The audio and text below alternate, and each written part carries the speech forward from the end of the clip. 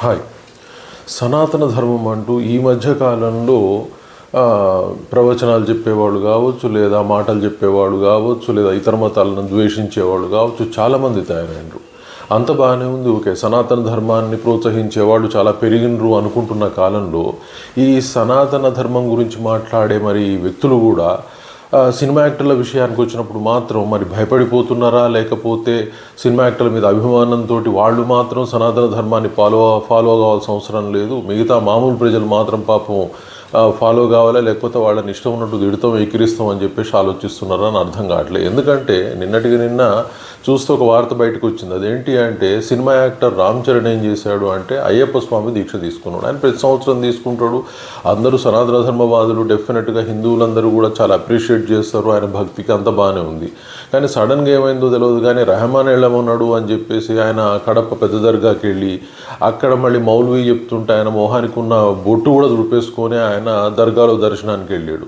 So మరి ఇమ్మీడియట్గా అయ్యప్ప భక్తులందరూ కూడా చాలా తీవ్రంగా విమర్శించడం జరిగింది. సో ఓవరాల్గా చేసినప్పుడు రామ్ చరణ్ ఏమి చిన్న పిల్లగాడు కాదు, ఆయన విషయాన్ని అతి చేస్తున్నామా, లేకపోతే ఆయన అమాయకుడా, ఆయనకు తెలియదా అంటే అందరికీ అన్నీ తెలుసు. కాకపోతే సినిమా ప్రమోషన్స్ కోసం ఎట్లయితే అయిపోయిందంటే ఇంతకుముందు ఎప్పుడో పోయినప్పుడు ఒక సినిమా హిట్ అయింది, సో కాబట్టి ఇప్పుడు కూడా పోతే సినిమా హిట్ అవుతుందని మరి రెహమాన్ ఉపదేశం చేసిండా ఇంకెవరన్నా చేసినా తెలియదు. కానీ పాపం ఆయన సినిమా సక్సెస్ఫుల్ కోసం వెళ్ళేసి హిందూ దేవుళ్ళు ఏం చేయరు కాబట్టి ముస్లిం దేవుని దగ్గరికి వెళ్తే కనుక సక్సెస్ అవుతాము అన్న నమ్మకంతో దర్గాకి వెళ్ళి మొక్కుకున్నాడు.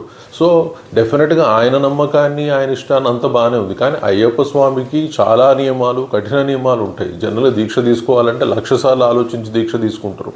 అటువంటిది మరి ఇప్పుడు అయ్యప్ప స్వామి దీక్షలో వెళ్ళటం ఒకటి దోషం, తర్వాత అక్కడికి వెళ్ళేసి మొహానికి ఉన్న బొట్టును తుడుచుకోవాల్సిన అవసరం ఎందుకు వచ్చింది? వాళ్ళు చెప్పినా సరే, లేదు నా నమ్మకం నాది, నేను మీ దగ్గరికి ఎట్లా వచ్చినో నా దేవుడు నాకు ఉన్నాడు అని చెప్పుకోవచ్చు. కానీ ఆయన ముఖానికి ఉన్న బొట్టు కూడా తుడుచుకొని డైరెక్ట్గా వెళ్ళి దర్శనం చేసుకోవడంతో విమర్శలు వచ్చినాయి. దానికి సరే డెఫినెట్గా అది ఖచ్చితంగా విమర్శించాల్సిన విషయం. ఎందుకంటే ఉన్న ప్రాబ్లం ఏంటంటే ఇక్కడ సెలబ్రిటీనా మామూలు వ్యక్తి అని కాదు, ఎవరైనా సరే సనాతన ధర్మాన్ని పాలించాలన్నప్పుడు పాటించాలనే చెప్పాలి. వాళ్ళకు తప్పుని ఇది నువ్వు చేస్తున్న తప్పు అని చెప్పాలి తప్పితే సినిమా యాక్టర్లకి కొన్ని రూల్స్, మామూలు మనుషులకు కొన్ని రూల్స్, డబ్బున్నోడికి కొన్ని రూల్స్, బీదోడికి కొన్ని రూల్స్ చెప్పుకుంటా సమాజంలో వ్యక్తులు తయారయ్యి యూట్యూబ్ దొరికింది కదా అని చెప్పేసి మాట్లాడుతూ వెళ్తూ సినిమా యాక్టర్లను సపోర్ట్ చేసుకుంటూ మామూలు వాళ్ళని విమర్శిస్తారు. మరి అయ్యప్ప స్వాములు వావర్ స్వామి దగ్గరికి పోతే చాలా ఘోరంగా విమర్శిస్తున్న వాళ్ళు ఉన్నారు.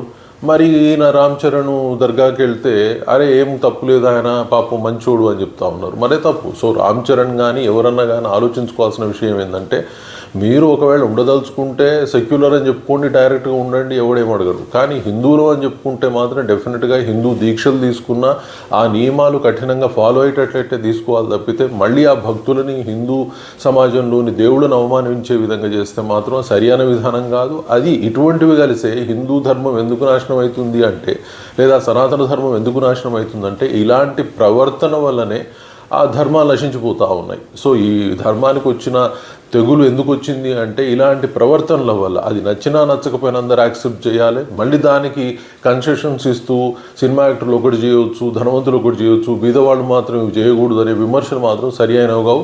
రామ్ చరణే కావచ్చు, అల్లు అర్జునే కావచ్చు, ఎవరైనా సరే హిందూ ధర్మం అని మేము అనుకుంటట్టయితే హిందూ ధర్మాన్ని ఫాలో కాండి, లేదు మేము కాదు అనుకున్నప్పుడు ఆ ధర్మాలను ఫాలో కాండి. అంతేగాని ఇక్కడ ఉండి అక్కడ సెక్యులర్ అని చెప్తారా, మేము అన్ని సమానంగా చూసుకుంటామంటే అది ఓపెన్గా చెప్పేసి చూసుకోండి, మా గురించి మాట్లాడొద్దని కూడా చెప్పొచ్చు, తప్పేం లేదు.